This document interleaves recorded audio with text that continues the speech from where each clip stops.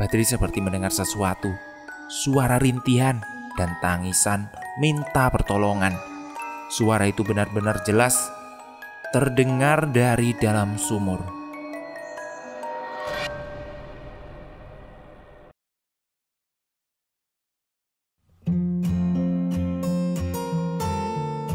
Assalamualaikum warahmatullahi wabarakatuh. Teman-teman, untung direkam, kembali lagi. Saat ini saya tertarik satu tulisan Restu Wiratmaja, Nyewu Dino atau 100 hari kematian. Tapi sebelumnya jangan lupa klik tombol subscribe, like, dan juga komen ya, sebagai dukungan teman-teman ke kami. Dan seperti apa ceritanya? Mari kita dengarkan bersama-sama. Selamat malam semuanya.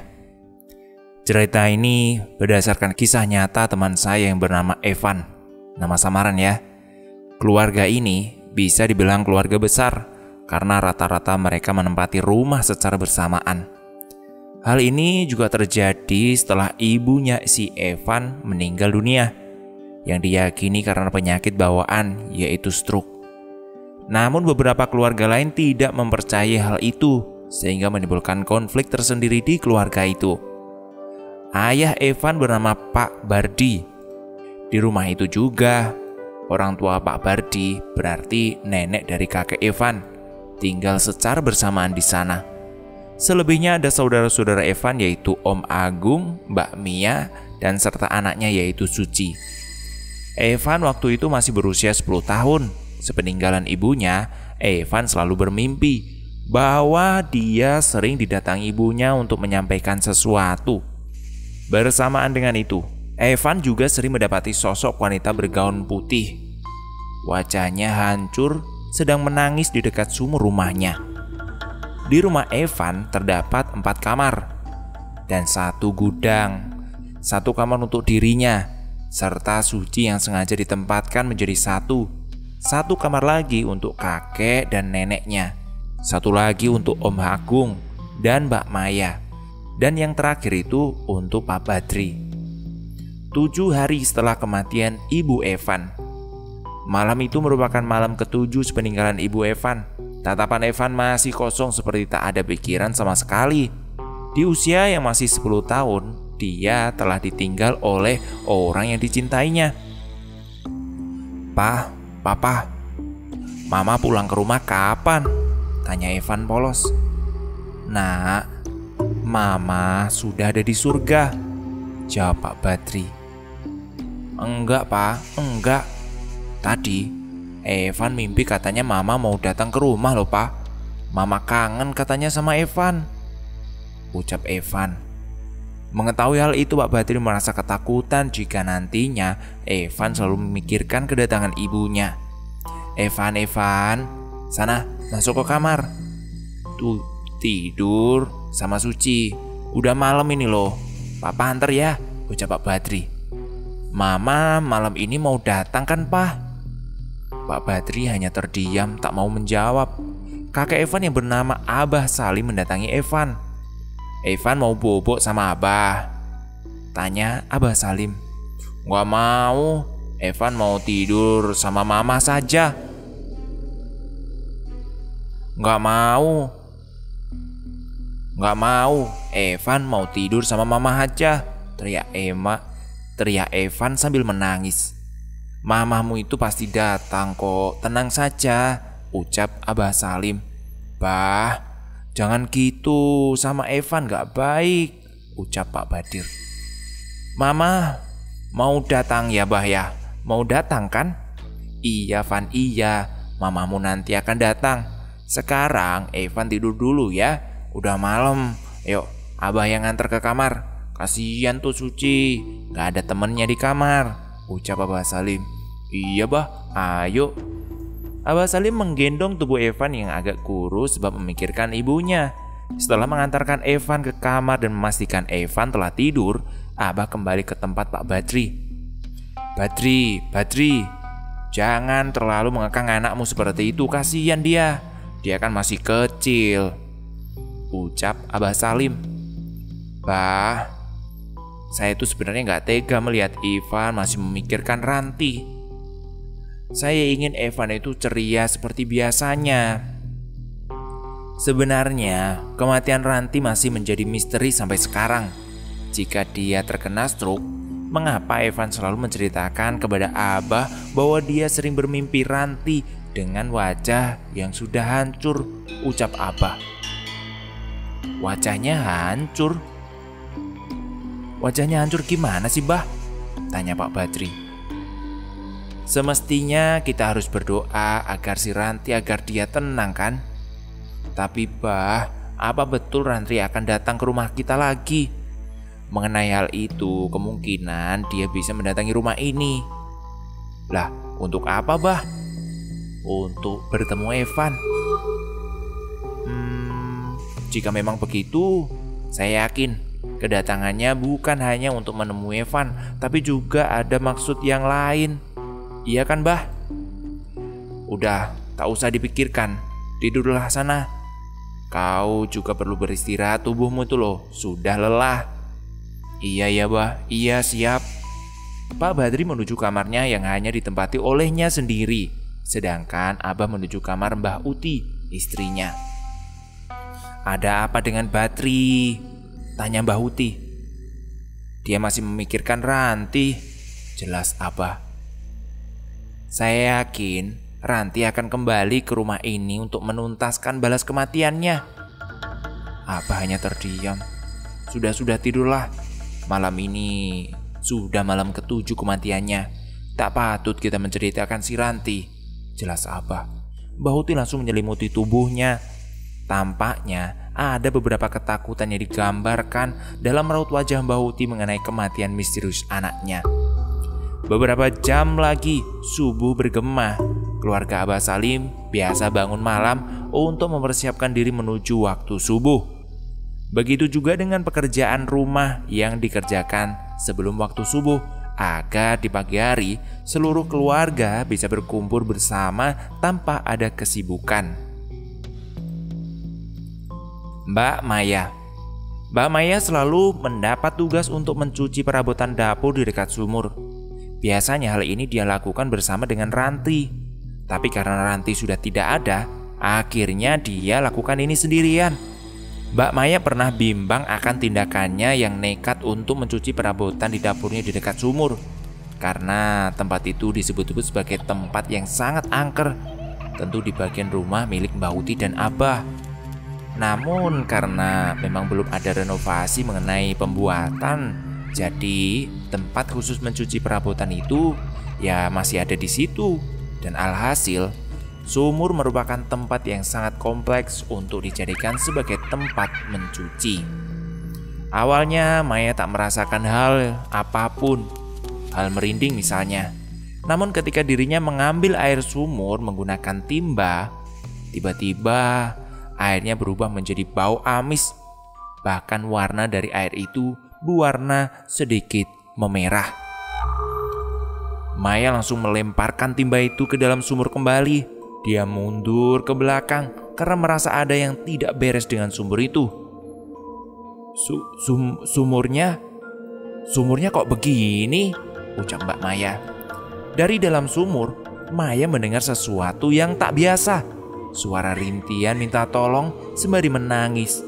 Suara itu lebih tepatnya mirip suara Ranti. Tidak mungkin, tidak. Kamu sudah mati, teriak Maya.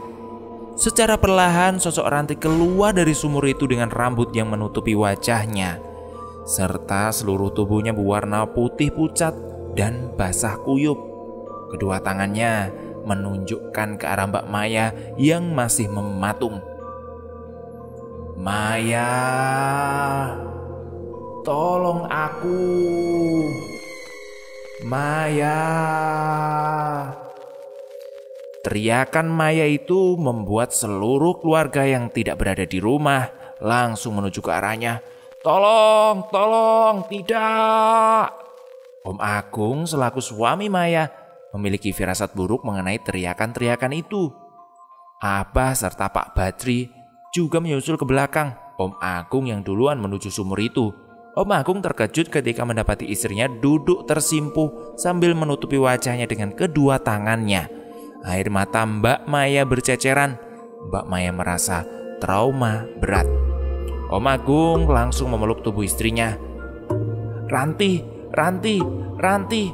Ucapan itu terus keluar dari mulut Maya. "Ranti, keluar dari mulut sumur itu." "Ranti?" tanya Om Agung. "Dia meminta pertolongan." Sudah. Kamu hanya stres ringan," jelas Om Agung. Abah dan Pak Badri mendatangi lokasi dan mendapati Agung sedang memeluk Maya. Sudah, bawa Maya ke dalam dulu, Gong," ucap Abah. Iya baik." Agung membawa Maya ke dalam rumah, diikuti oleh Abah. Kini tinggal Badri sendiri yang masih menatap kosong ke arah sumur. Perlahan Badri mendekati sumur itu. Dia mulai penasaran, mengapa hanya dia saja yang belum mendapati istrinya. Evan serta Maya sudah menyaksikan langsung Ranti di sumur itu. Mengapa hanya dia yang belum melihatnya? Badri seperti mendengar sesuatu, suara rintihan dan tangisan minta pertolongan. Suara itu benar-benar jelas terdengar dari dalam sumur. Tangannya ingin menggapai tali timba dan ingin menengok ke dalam sumur itu dengan mata telanjang. Nafasnya memberat manakala suara itu amat sangat jelas. Ketika tubuhnya ingin menengok ke bawah sumur, tiba-tiba, Badri!" teriak Abah dari luar. Badri terkejut dengan teriakan panggilan abahnya. Hampir saja tubuhnya terjatuh. "Abah, udah masuk ke dalam. Ngapain kamu di situ?" teriak Abah. Iya, Bah, iya." Badri mengundurkan keinginannya untuk melihat bagian dalam sumur yang disebut-sebut sebagai awal rintihan minta pertolongan. Badri menuju ke dalam rumah atas paksaan Abah yang menunggunya sedari tadi. Mari masuk," kata Abah. Iya, Bah, iya," ucap Badri sambil mencuri-curi pandangan ke arah sumur itu. Di dalam rumah, tepatnya di ruang tamu, Maya masih menutup hidungnya dengan tisu dengan trauma berat. Agung memijat-mijat leher bagian belakang Maya. "Bagaimana toh Maya? Apa yang sebenarnya kamu lihat itu?" tanya Abah yang tiba-tiba datang bersama Badri. Maya menatap wajah suaminya, Agung. "Saya rasa ada yang tidak beres dengan kematian Ranti," ucap Maya. Mendadak semua diam. "Apa maksudmu?" tanya Badri. "Ranti, dia seperti minta pertolongan. Haruskah kita membongkar kuburannya dan mengotopsi ulang kematiannya?" ucap Maya. "Hah, kau gila. Ranti sudah 8 hari meninggal. Apa yang diotopsi?" jelas Badri. "Maaf Mas Badri, maaf. Tapi kita memang harus mengotopsi jenazah itu," jelas Maya. "Tidaklah, saya keberatan kalau begitu." Mereka berdua terus berdebat. Agung dan Abah tidak bisa berbuat apa-apa.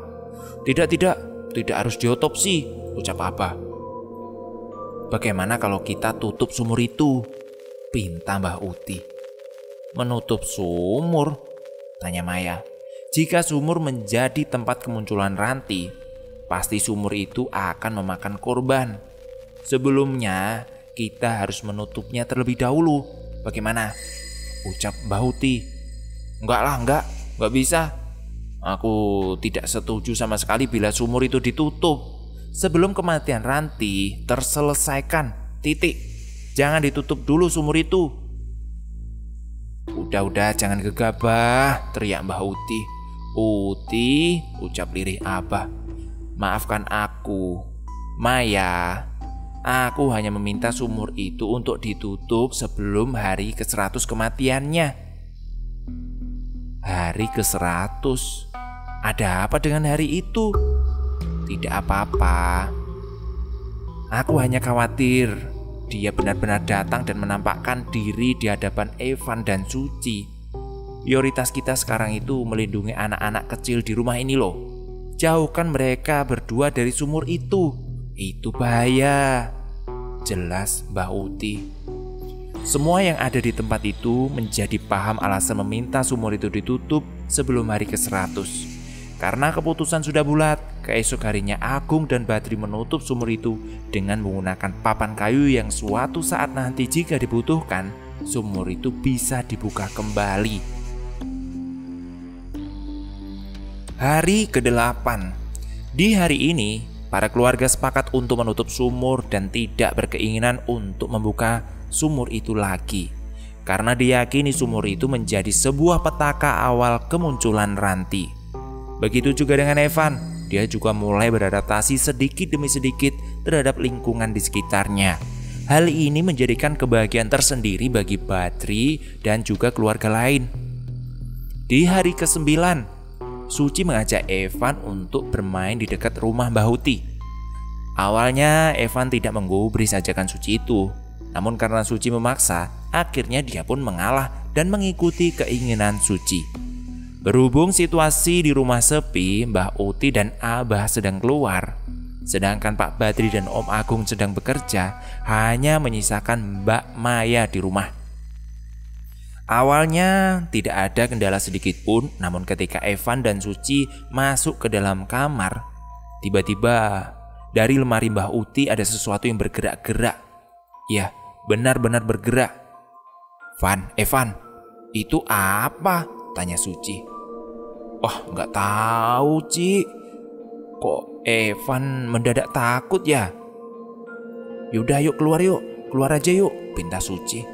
Ketika Evan dan Suci ingin keluar kamar, dari dalam lemari terdengar suara endusan nafas berat ditambah dengan suara rintihan tangis yang lirih.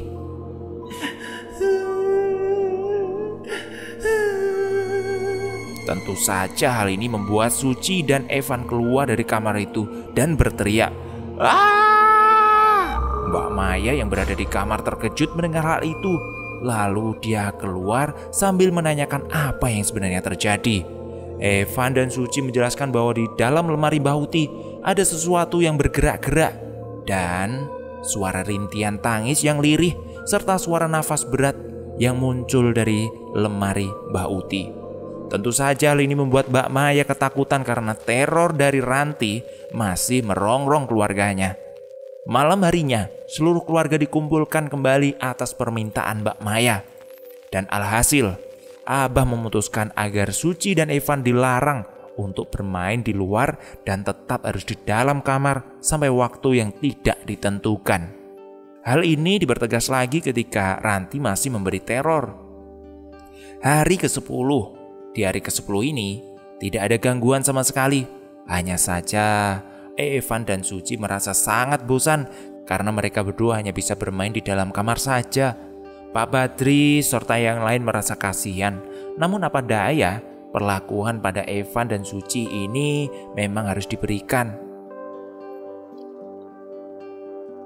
Sampai suatu saat ketika semuanya ini memberi tekanan berat kepada Evan dan Suci. Karena bosan yang amat sangat, akhirnya mereka berdua berniat untuk memberontak dan kabur dari kamar untuk sekedar bermain dan melihat dunia luar. Hari ke-11, semua masih seperti biasa, tak ada yang berubah. Suci dan Evan sedikit demi sedikit paham alasan utama mereka berdua dikurung di kamar. Hari ke-12, Mbak Maya merasa ada sesuatu yang aneh pada Mbah Uti.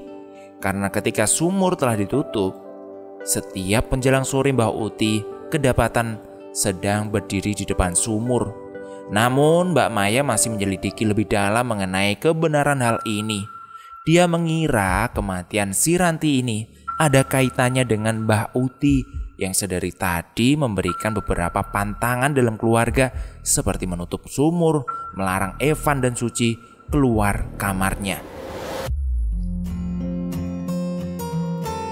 Kisah ini masih panjang. Besok seperti apa kita lanjutin ya. Terima kasih buat Restu Wiratmaja yang sudah mengizinkan ceritanya saya baca. Sebagai dukungan jangan lupa dikepo. Linknya ada di deskripsi. Terima kasih, sampai jumpa. Assalamualaikum warahmatullahi wabarakatuh.